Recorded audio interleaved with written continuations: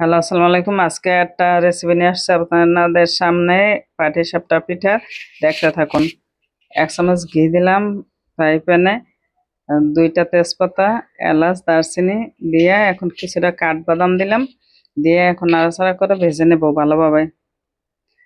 দিলাম 1 চামচ নারকেল, ছোট্ট এক বাটি সুজি দিয়ে এখন সুজি আর নারকেল ভালোভাবে ভাজা ভাজা করব, ভেজে নেব। হ্যাঁ, ভালোভাবে ভেজে নিচ্ছি নাড়াচাড়া করে। এখন দিয়ে দিলাম 1 মগ দুধ, গরুর দুধ জাল দেওয়া। দুধটা দিয়ে এখন ভালোভাবে নাড়াচাড়া করে সুজিটাকে ফুটিয়ে নেব। এখন দিয়ে দিলাম হাফ বাটি চিনি। চিনিটা দিয়ে এখন ভালোভাবে নাড়াচাড়া করে এখন পুরটাকে ভালোভাবে রেডি করে নিতে হবে। নাড়াচাড়া করে ভালোভাবে পুরটা রেডি করে নিতে হবে পিঠার জন্য। দেখতে থাকুন, আপনারা যদি ভালো লাগে তাহলে এভাবে বানায় খাবেন আপনারা। আর আমার পিঠা কেমন হইলো আপনারা কমেন্টে জানাবেন ভালো লাগলে। এখন দিয়ে দিলাম হাফ বাটি চিনি,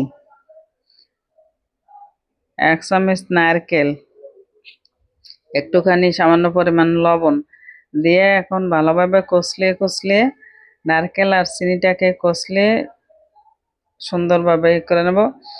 এখন দিয়ে দিলাম কিছুটা পানি,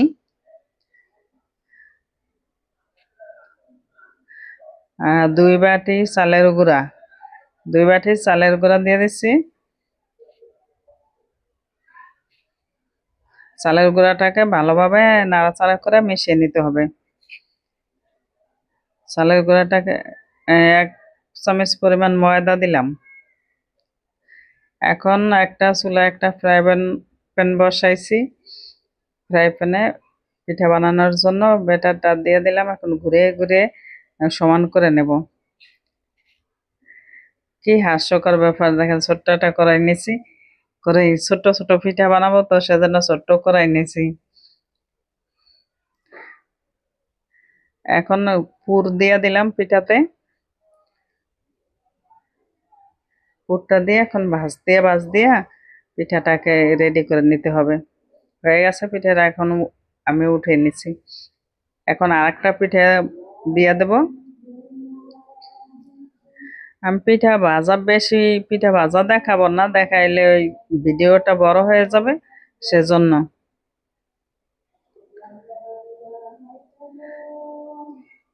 এখন আরেকটা পিঠা রেডি করে নিচ্ছি, পুর দিলাম ভিতরে। এখন সুন্দরভাবে ভাঁজ দিয়ে পিঠাটাকে উঠিয়ে নিতে হবে।